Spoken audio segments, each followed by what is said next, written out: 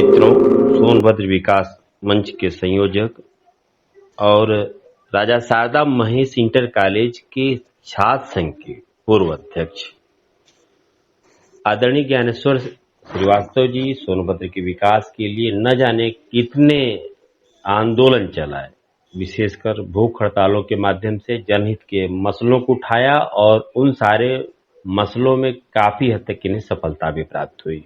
और बहुत सारे ऐसे मसले हैं जिनको सरकार में बैठे हुए जिम्मेदारों ने स्वीकार तो किया, आश्वासन भी दिया कि हम इसे पूरा करेंगे, लेकिन उन्होंने पूरा नहीं किया। और उन्हीं मसलों को लेकर के आदरणीय ज्ञानेश्वर श्रीवास्तव जी फिर से अन्न का त्याग कर दिए हैं। उनका कहना है कि प्राणांत तक यह हमारा आंदोलन चलता रहेगा। हम सीधे उन्हीं से रूबरू होते हैं और उन्हीं से जानना चाहते हैं कि आखिरकार यह जो आपका आंदोलन है, जो प्राणांत तक का संकल्प लेकर के आप चल पड़े हैं, इसके पीछे वजह क्या है, उन सारी चीजों को हमें विस्तार से बताएं आदरणीय ज्ञानेश्वर श्रीवास्तव जी। कि हमने तो छात्र जीवन से आंदोलन किया, लेकिन 2007 में जी जिला चिकित्सालय जी जी कीलर रोड पे स्थापित कीलर रोड पे जी जी सूचनालय कीलर रोड स्थापित किया था, जी जी वहाँ चला गया। जी तो हमने कहा कि भाई आप अस्पताल ले गए, जी लेकिन सामुदायिक स्वास्थ्य केंद्र यहाँ रहना चाहिए। जी इसी के लिए 24 अगस्त से 30 अगस्त, जी 21 सितंबर से 23 सितंबर तक भूख हड़ताल किया। जी तो महिला महाविद्यालय और शहर में चिकित्सालय खोलने का सफलता हासिल हुई। जी जी पुनः 16 जनवरी से 30 मार्च तक जी जी आम जन का भूख हड़ताल कराया। जी इससे विवादित विरोधी लोग प्राणघातक हमला कराए। जी फिर भी मैंने 30 मार्च 2010 को भूख हड़ताल किया। जी मेरी विश्वसनीय मान्यता रोका, जी फिर भी मैंने भूख हड़ताल किया। जी 23 से 24 अगस्त से 27 अगस्त तक 2010 में। जी तो जिला मुख्य चिकित्सा अधिकारी जी और जिलाधिकारी के प्रतिनिधि उप जिलाधिकारी ने जी जी लिखित आश्वासन दिया जी कि अस्पताल 24 घंटा चलेगा, जी जी यहाँ चिकित्सक रहेगा, जी फार्मासिस्ट रहेगा, जी ड्रेसर रहेगा, अन्य कर्मचारी रहेंगे जी और यहाँ एम्बुलेंस रहेगा। जी यहाँ का डॉक्टर गंभीर रोगी को यहाँ से भेजना चाहेगा, जब रेफर करेगा जी जी तो एम्बुलेंस हमेशा रहेगा। जी जी यह नहीं हुआ, पूरा नहीं हुआ। जी पुनः मैंने 2011 में भूख हड़ताल किया। जी 2012 में 24 से 27 अगस्त तक भूख हड़ताल किया, जी नहीं हुआ। 2013 में मैं एकदम असफल होके जी तो हमने 24 अगस्त से जी 21 सितंबर तक जी अन्न त्यागा। जी इन लोगों ने जब इस तरह की कोई बात नहीं मानी जी तो हमने जो नहीं किया था पहले शांतिप्रिय करता रहा, लेकिन मजबूरी में जी मेरे को निधराम को रैली था, पुतला दहन था, जी अखंड रामायण पाठ था, जी नारायण भोज था, जी सब कुछ कराया हमने।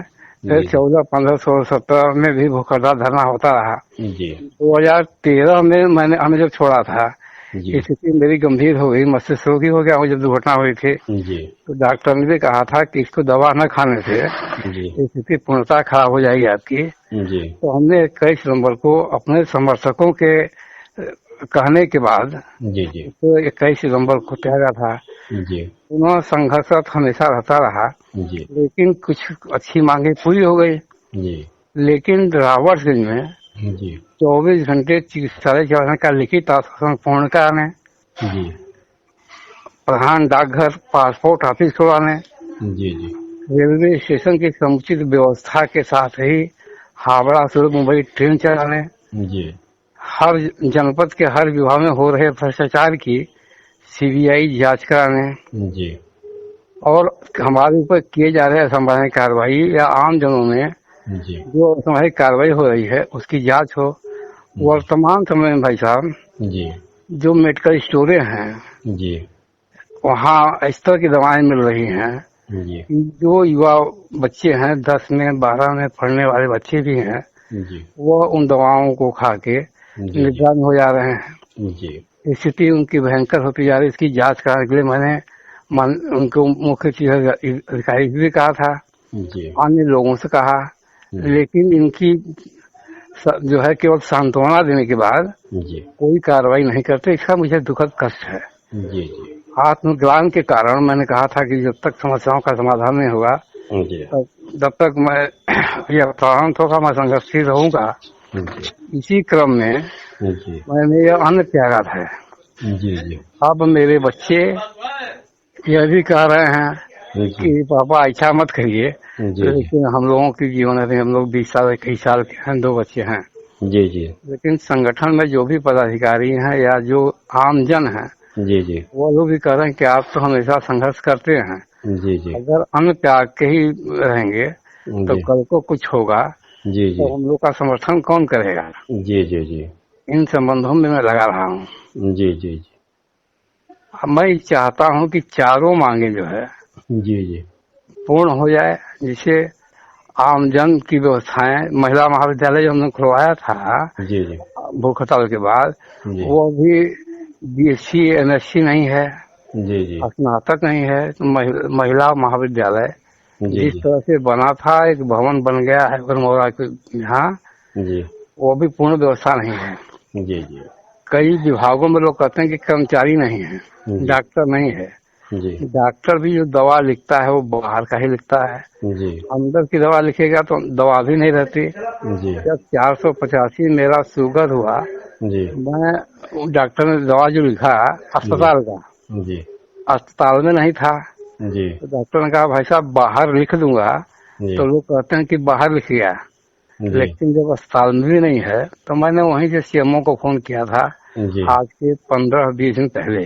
जी तो CMO ने डॉक्टर को से बात किया, तो डॉक्टर ने कहा कि सर दवा है नहीं तो कहाँ से देंगे। तो जो इनका स्टोर है जी वहां से 2 ठो दवा मंगाए थे। जी जी हमने कहा मान्यवर आपने मान लो ये दवा मुझे दे दिया, जी जी लेकिन यह जो गरीब जनता है, आदिवासी वनवासी गिरवासी जनपद है यह, जी जी या किसान हो, कोई भी हो, गरीब तबके का लोग होगा, जी जी उसको तो आप अपनी दवा देने में किनार कर लेते हो, जी जी तो स्टोर से मंगा के देने का कोई मतलब नहीं है। जी जी दोबारा भी नगर स्वास्थ्य हमने हमारी भूख हड़ताल के बाद खुला है, वहाँ भी गया तो वहाँ भी दवा नहीं थी। जी जी तो वहाँ तब पुनः मैंने CMO को फोन किया जी आज के 1 हफ्ता पहले। जी तब उन्होंने कहा कि कोई क्या मनोज नाम का कोई आदमी फार्मासिस्ट, जी तो वहाँ स्टोर भेज के मंगाओ वहाँ से दवा। तो शिक्षा हो या चिकित्सा हो, हर स्तर पे गिरा पड़ा है। जी जी अब आगे स्थिति कैसी होगी ये तो मेरे बस का नहीं है। कुछ लोग चुनाव जो लड़ते हैं, जैसे नगर पालिका का चुनाव आने का तैयार हो गया, जी जी तो चाहे पूर्व जनप्रतिनिधि रहे हों, जी चाहे वर्तमान जनप्रतिनिधि रहे हों, ये नगर के प्रथम नागरिक कहे जाने वाले लोग, जी यह लोग भी इस आंदोलन में कभी भी आवाज नहीं उठाई। जी जी कल को चुनाव लड़ने वाले जो लोग हैं, हमने उनसे कहा था कि भाई चुनाव लड़ने वाले हो, हमने तो 1989 में नगर पालिका जीता था, जी जी 6 महीने में इस्तीफा दिया, शपथ लिया था कि मैं चुनाव नहीं लड़ूंगा। जी अब मैंने चुनाव नहीं लड़ा, जी लेकिन आप लोग चुनाव लड़ते हो या जनप्रतिनिधि निर्वाचित हो जाते हो, उसके बाद जनता की बात क्यों नहीं उठाते हो। जी जी अभी 10 दिन पहले मैं नगर पालिका में गया, अध्यक्ष नगर पालिका से कहा कि आप नगर के प्रथम नागरिक हो जी और शहर में चिकित्सालय की बात मैं करता हूँ, जी आप आवाज नहीं उठाते हो। जी मैं कहा नहीं, मैं विधायक जी से मिलूंगा और माननीय मंत्री जी को पत्र लिखूंगा। आपके लिखूंगा क्या मतलब है, जी कुछ दिन के आदमी हो आप, जी फिर चले जाओगे, कोई दूसरा आएगा वो भी यही कहेगा। जी जो वहाँ के अन्य वार्डों के जनप्रतिनिधि से सभासद, उनसे भी मैंने संबंध स्थापित किया, जी उनसे भी आग्रह किया जी कि रावण का शहर, मान लो पानी नहीं बरस रहा है, जी तो जब जब पानी बरस जाता है थोड़ा सा, तो सड़कों पर चलना दूभर हो जाता है। जी हमने न्यू कॉलोनी का 1-2 नाली दिखाया उनको, जी जो बीच में कटा था, जो सड़क बनाने का, जी नाली का बीच से, सड़क के बीच से बना है नाली का, जी उनका पटिया वो सब हट गया था। जी 1-2 बार लोग उसमें गिर गए थे। स्कूल खुला है 2 ठो, जी बच्चे गिर गए थे उसमें, वो भी मैंने उनको कहा। जी और तो मान्यवर ये पानी में देखते रहे कि पानी जो सड़क के ऊपर है तो देख नहीं पाते कहाँ नाली में गड्ढा है, जी पैर डालते जाएंगे उसमें गिर जाते हैं। जी इन्हीं तरह के कई समस्याएं हैं जी जी जिनका समाधान होना क्षेत्र आदिवासी वनवासी गिरवासी जनपद में एक इतिहासकारिक होगा। जी। और हम कुछ चीज़ें दर्शकों को अपने अवगत करा दूं कि ज्ञानेश्वर जी ने जो भी बात बताई किलर रोड, तो ये जो वाराणसी शक्ति नगर मार्ग है, इस पे इतनी ज़्यादा दुर्घटनाएं होती थी कि लोगों ने इसका नाम किलर रोड रख दिया था। और जो वाराणसी शक्ति नगर मार्ग पर ही जहां मुख्य बाजार है रावर्सगंज, जो सोनभद्र जिले के नाम पर ही है, वहां से थोड़ी दूर पर है, जहां आम जनता बिना साधन से नहीं जा पाती और वहां से दूर भी है। आज आप जो बता रहे हैं, पहले जिला अस्पताल या ये कहें जो अस्पताल था पहले बाजार के मध्य में ही था, वहीं पर ये सारी चीजें हुआ करती थी। उसी भवन को आज भी वह भवन है, वहां पर संभवतः ब्लड बैंक बना दिया गया है और अन्य सारी सुविधाएं वहां से हटा दी गई हैं, जिसकी वजह से लोगों को सुविधाएं होती हैं। उसी केंद्र को आपकी डिमांड है कि सिटी अस्पताल या ऐसा कोई अस्पताल बना दिया जहाँ 24 घंटे सुविधाएं दी जाएं और वहां से जब कोई चीज संभव न हो तो एम्बुलेंस की सुविधा रहे, वे जिला अस्पताल या अन्य अस्पतालों को ले जाएं।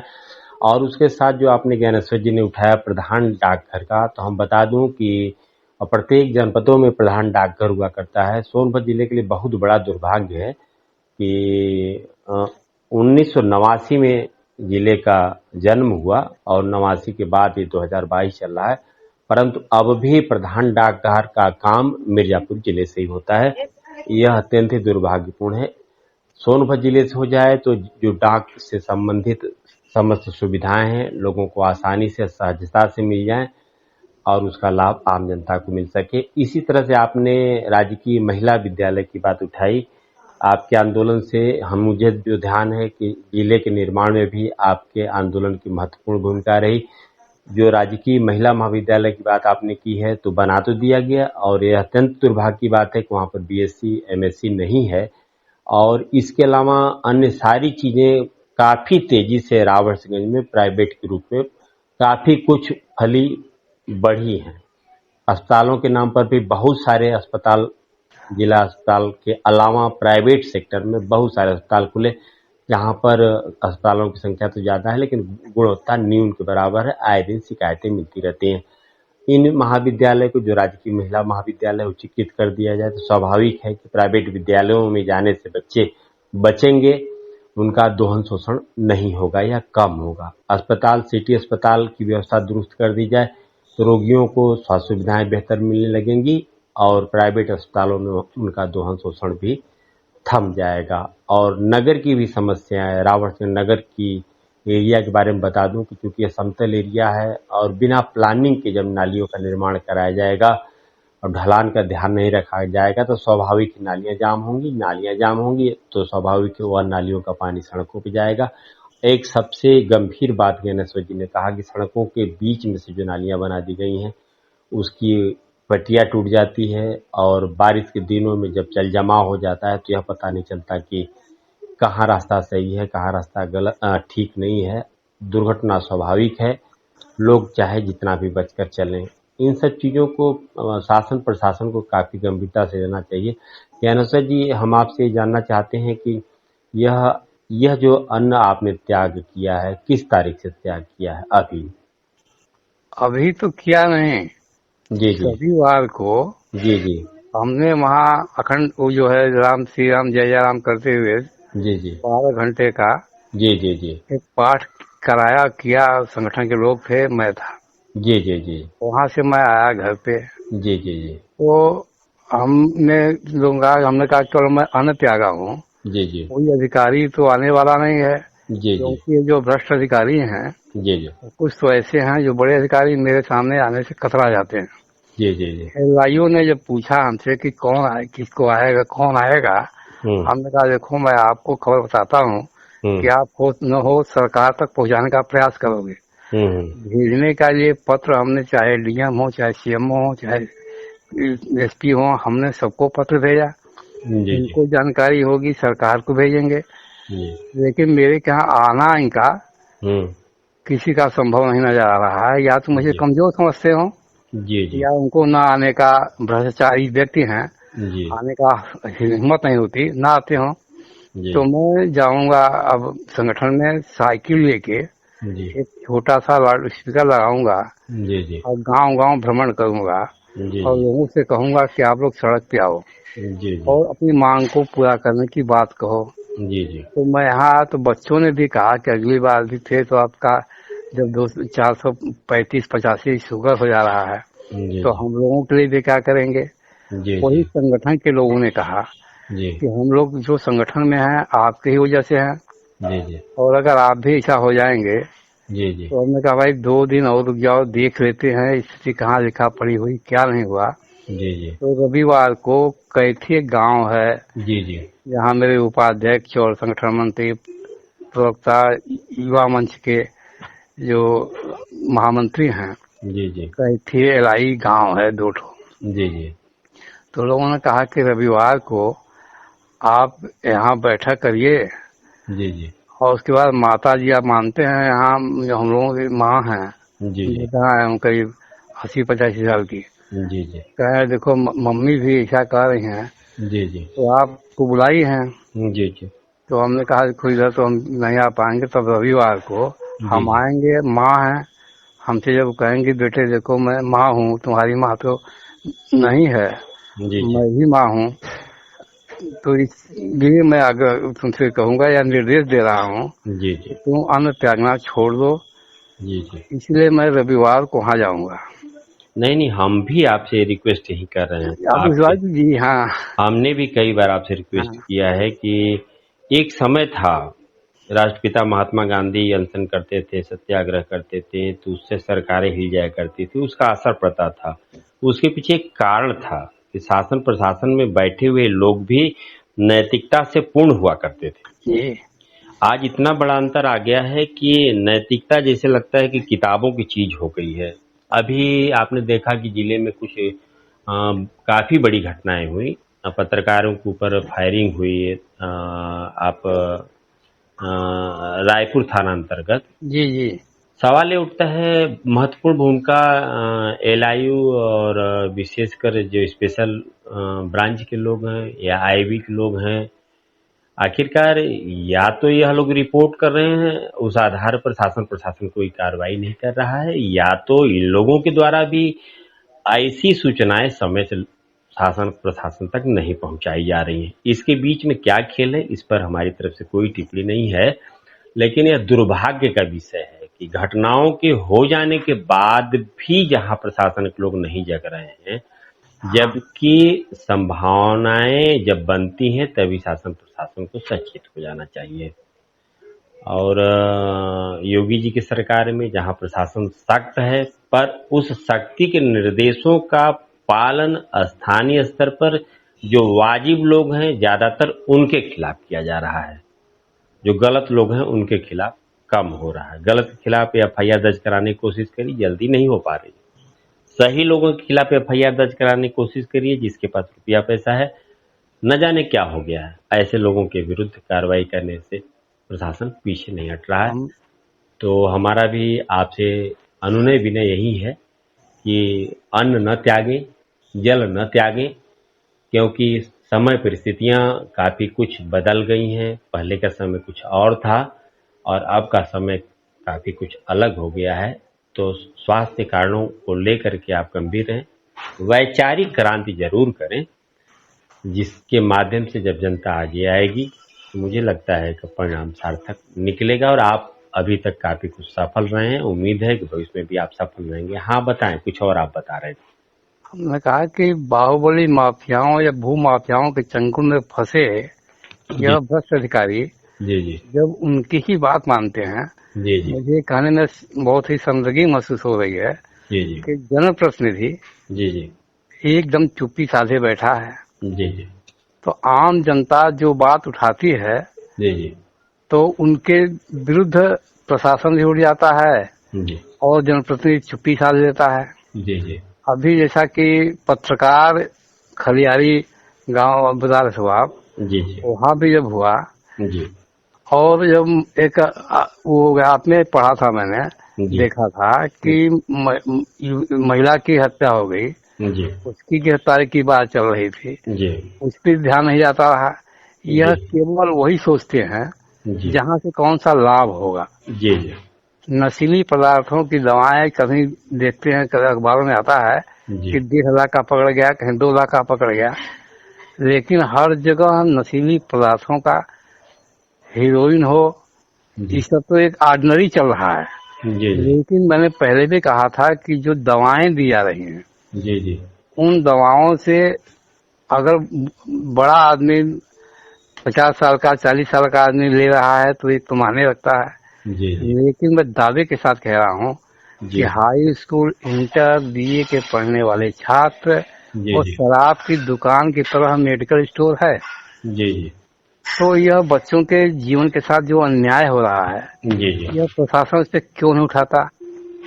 आपने एकदम सही सवाल उठाया। एक बात और हम आपसे बताऊं, केवल इस विषय पर हम विचार कर लें कि जिस स्तर पर विशेषकर पुलिस डिपार्टमेंट नशीले पदार्थों की बरामदगी कर रही है। अभी हम मेडिकल स्टोर की बात छोड़ते हैं, अन्य जी विषयों पे आते हैं।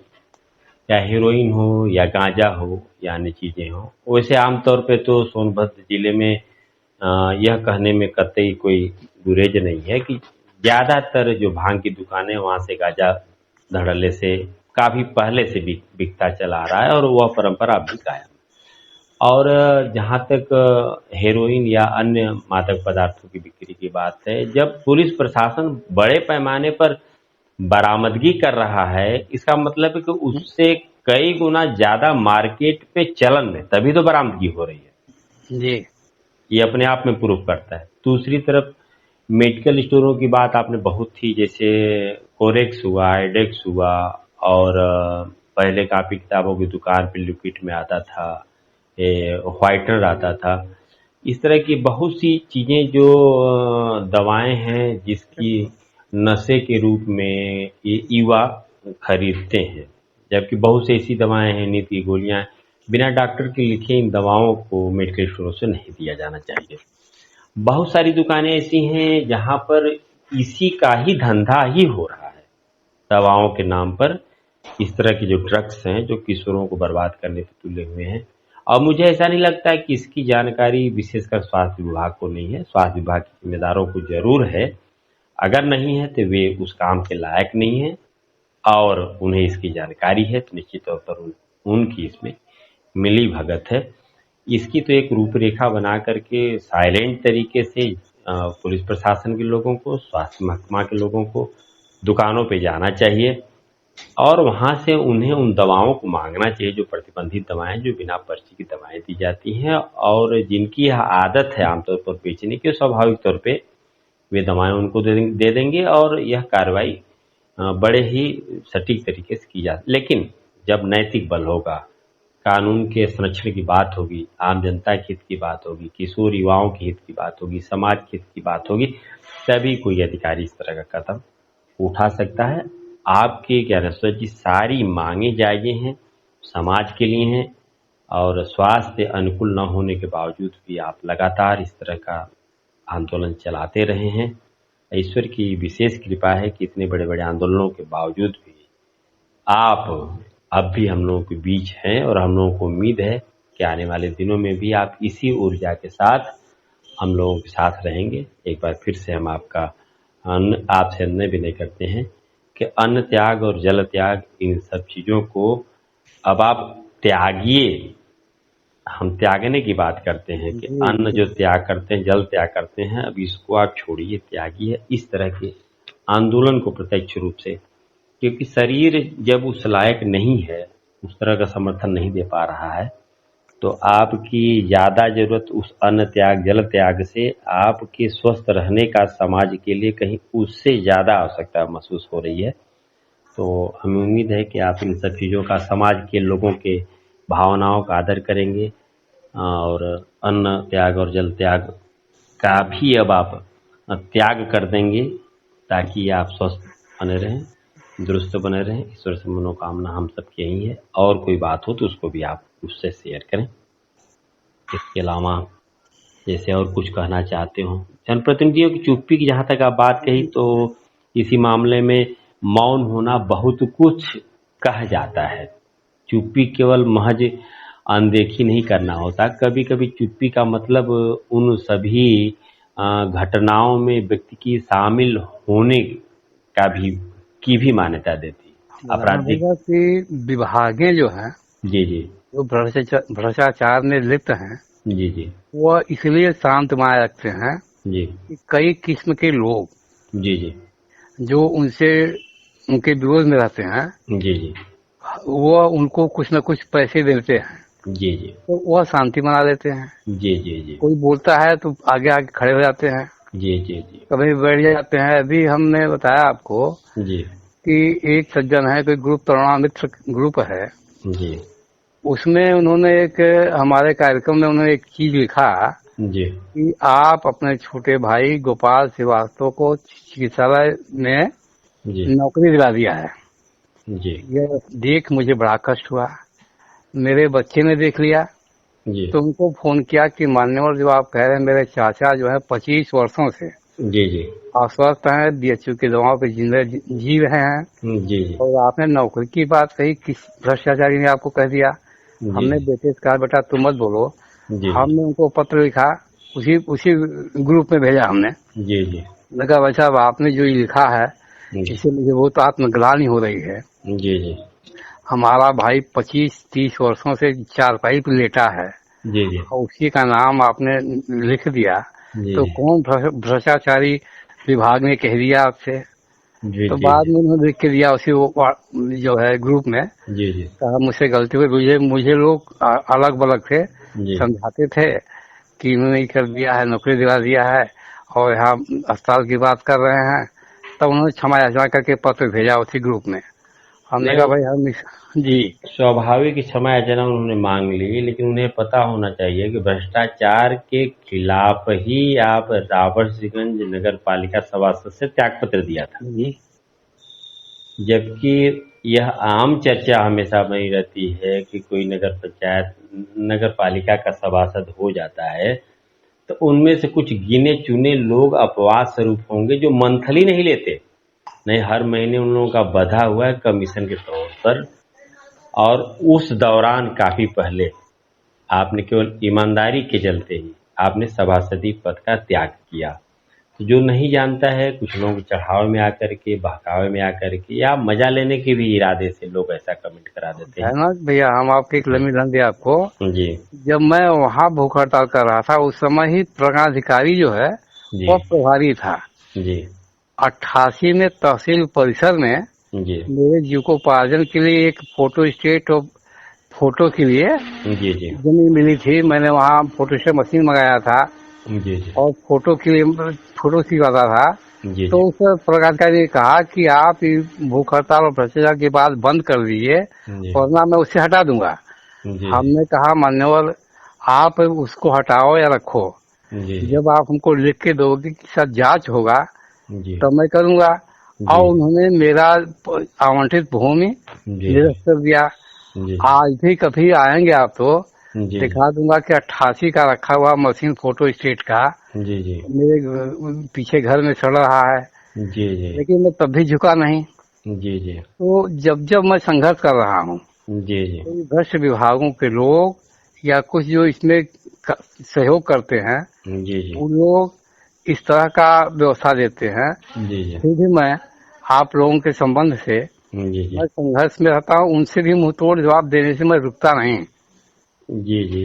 और सामान्य तौर पर हम इतना तो जानते ही हैं कि जो सतपथ पे चलता है, सही मार्ग पे चलता है, परीक्षाएं उसी की होती हैं और बहुत सारे संकट, बहुत सारी मुसीबतें भी उसके पास आती हैं। और उन सभी झंझावातों को झेलते हुए आप जैसा व्यक्ति निरंतर आगे बढ़ रहा है। और ईश्वर से हमारी इस समय, वर्तमान समय में यही कामना है कि आप दीर्घायु हों। और जब आप दीर्घायु होंगे तो स्वाभाविक है कि समाज के हित में जो आपके द्वारा संघर्ष चल रहा है वह चलता रहेगा और लोगों का अधिक से अधिक हित हो सकेगा। आपने ज्ञानेश्वर जी ने आपने मुझे इतना समय दिया, इसके लिए आपको बहुत बहुत धन्यवाद। जी, नमस्ते।